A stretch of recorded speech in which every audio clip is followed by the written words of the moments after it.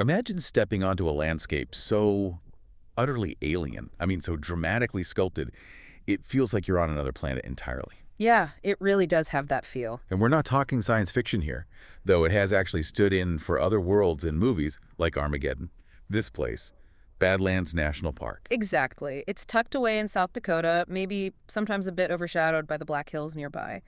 But Badlands is just a remarkable geological wonder. It really is. You see these sharply eroded buttes, steep canyons just carved out by, well, time and the elements, and then these huge sprawling grasslands. That stretch right to the horizon. It's quite a sight. So today, we're going to explore what really makes Badlands National Park so special.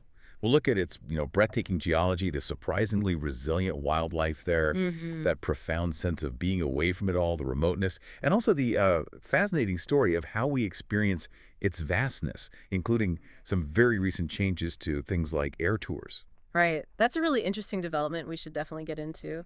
The goal here is for you to get a much richer understanding of this unique place. What's incredible is how the ground itself tells such a deep story.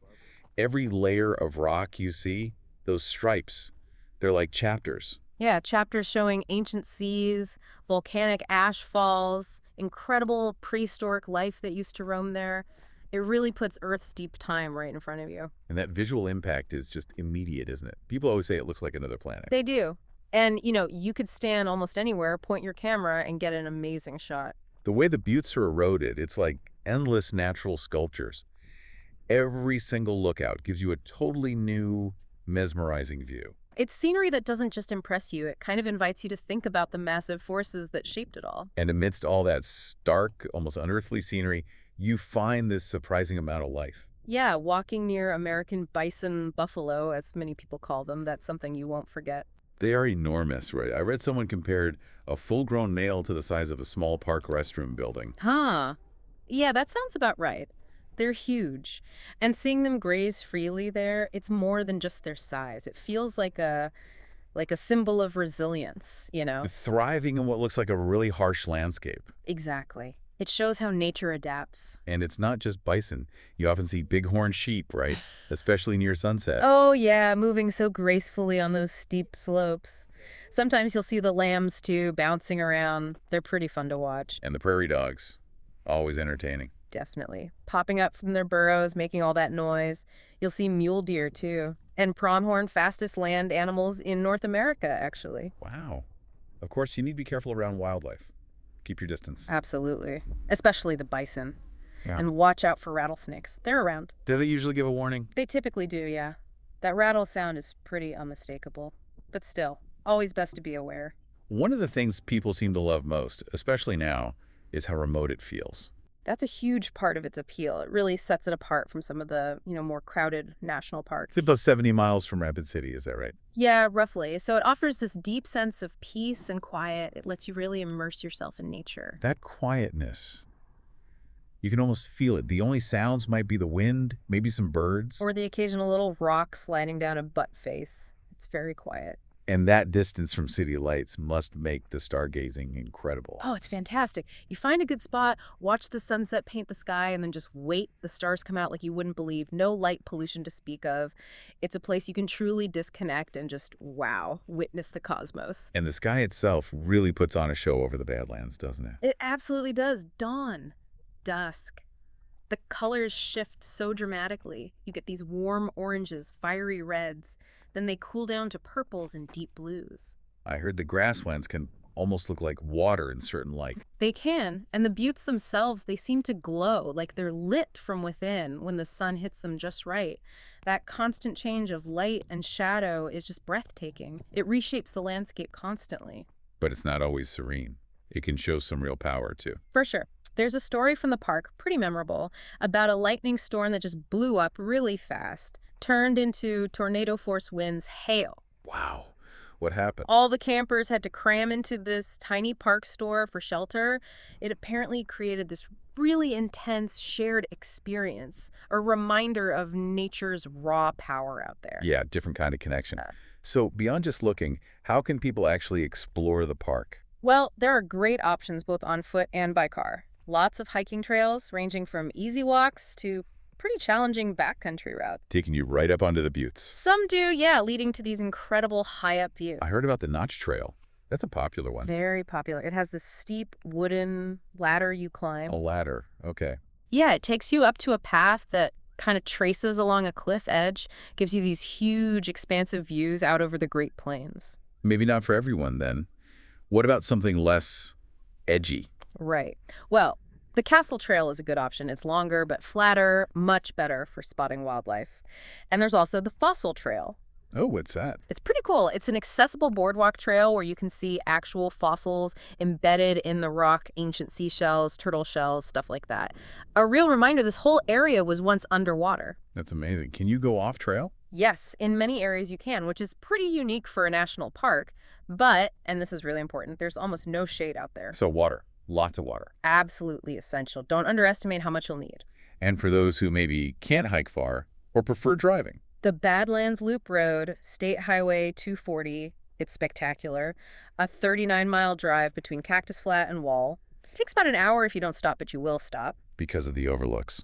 Exactly. 16 scenic overlooks along the way. Makes the park accessible to everyone. National Geographic even called it one of America's top drives. Okay, let's switch gears a bit and talk about seeing the park from a different angle from the air. This has been kind of a hot topic lately, hasn't it? It really has. There's been a significant evolution there, especially regarding helicopter tours. In the past, that was an option, right? Helicopter tours over the Badlands. Yes, it was. For a time, it was seen as this really exhilarating way to get a bird's eye view. People described these doorless helicopters. Doorless? Wow. Yeah, seating maybe 3 passengers. Pilots would apparently sometimes tip the helicopter sideways, giving you this feeling of hanging right over the formations, just strapped in by a seatbelt. Sounds intense. Was it expensive? Reports mentioned something like maybe $49 for a quick, 6-minute tour. Companies like Black Hills Aerial Adventures, they operated out of the Badlands heliport. So what changed? Why can't you do that anymore? Well, it's part of a much bigger story about air tours over national parks generally. Over time, concerns grew about things like noise pollution. Disrupting the quiet, the visitor experience. Exactly, and the impact on wildlife, the natural tranquility. This led Congress to pass the National Parks Air Tour Management Act way back in 2000. 2000, so quite a while ago. Right. The idea was to create management plans for air tours over parks to try and mitigate those negative effects. It seems like it took a long time for those plans to actually happen. It did. There were significant bureaucratic delays across the board for many parks. For Badlands and others, this lack of action led to a lawsuit. A lawsuit? By who? An organization called Public Employees for Environmental Responsibility, PEER. They sued in 2018 to basically force the National Park Service and the FAA to finalize these overdue air tour plans. And did they win? They did. The courts agreed. And that really pushed things forward, requiring plans to be completed for numerous parks, including Badlands. So what was the final decision for Badlands? In November 2023, the Park Service and the FAA finalized the air tour management plan specifically for Badlands National Park. And the outcome was pretty definitive. Which was? The plan completely prohibits commercial air tours over the park and also within half a mile of its boundary. Wow, a total ban. A total ban on commercial tours, yes. And that ban became effective 180 days after the plan was finalized, so around mid-2024. Has that been challenged? Yes, it was challenged by tour operators, including Black Hills Aerial Adventures. But just recently, in June 2024, a federal court upheld the prohibition. So the ban stands. What were the main reasons given for the ban? It was several things. Protecting natural resources, obviously. Protecting cultural resources, too, including tribal sacred sites within the park that was explicitly mentioned. Ah, okay. Important context. Very important. Also, preserving the park's wilderness character, enhancing the visitor experience by reducing noise, and addressing potential safety hazards, particularly for wildlife like bighorn sheep and birds sensitive to low-flying aircraft. So it touches on a lot of the core values of the park. Exactly. But it does highlight that ongoing tension, balancing access and preservation. Right. The tour companies probably argued it limits access for some people. That's their perspective, yes. They argue it takes away unrivaled access for visitors who might not be able to experience the park, otherwise perhaps older visitors or those with mobility issues. It's a complex issue, definitely. And what about drones? Are they allowed? No, drones or any unmanned aircraft are also prohibited in the park. Similar reasons: safety risks, noise, disturbing wildlife. potential interference with park operations. Gotcha.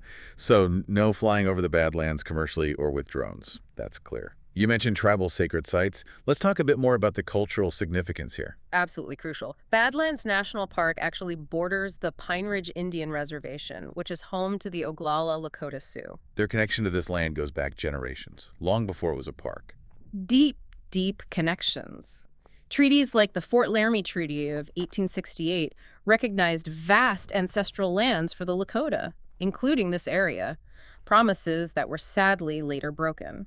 Understanding the history and the Oglala Lakota's resilience in present-day life is vital context. Learning about their culture, the challenges they face, efforts to revitalize language, it adds another layer entirely. It really does, and visitors can look for ways to respectfully support indigenous communities and businesses in the region.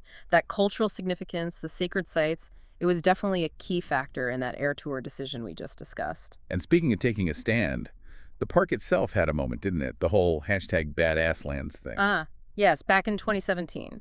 During a time when there was reportedly a media blackout for some federal agencies, the official Badlands National Park Twitter account started tweeting out facts about climate change. A bit of quiet defiance. It certainly got a lot of attention, showed the passion people have for protecting places like this. Okay, beyond the park itself, what else is nearby? I always hear about Wall Drug.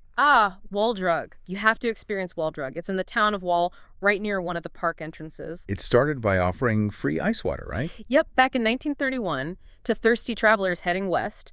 Now it's this huge, sprawling emporium, roadside attraction on steroids. With an 80-foot dinosaur. An 80-foot dinosaur, animatronic puppets, tons of shops, 5-cent coffee. It's bizarre and wonderful. Millions of people stop there. It's pure Americana. Sounds like a must-do. What else is within driving distance? Oh, you're in a great spot for exploring. Within a few hours, you've got Mount Rushmore, obviously. There's the Minuteman Missile National Historic Site, which is fascinating. You can see a preserved nuclear missile silo, Delta '09. Wow, okay. Then there's Wind Cave National Park, Jewel Cave National Monument, the Crazy Horse Memorial.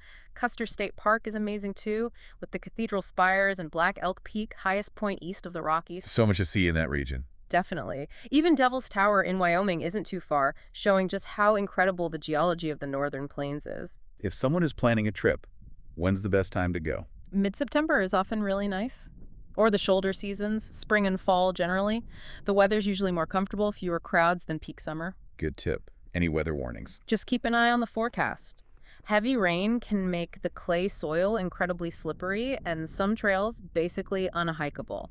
So check ahead. And camping. There's camping in the park, but also some really spectacular free boondocking spots just outside the park boundaries. You get these incredible wide open views. Some are considered among the best boondocking spots in the U.S., actually. Amazing. So Badlands offers this incredible mix, doesn't it? It really does. You have the unique, almost alien geology, the surprisingly abundant wildlife, that deep cultural significance with the Oglala Lakota. And now this evolving story about how we protect it, how we access it, like we saw with the air tour changes. Exactly. It really encapsulates that whole dynamic. It does make you think, doesn't it? About that ongoing balance. You know, our human desire for adventure, for access, whether it's hiking, driving, or wanting to fly over, versus the critical need to preserve the quiet, the natural character, the cultural integrity of these places. For future generations. So maybe a final thought for you listening. As you plan your own adventures, maybe reflect on how your choices, how you visit, can actually contribute to maintaining that delicate, vital balance in our precious natural spaces.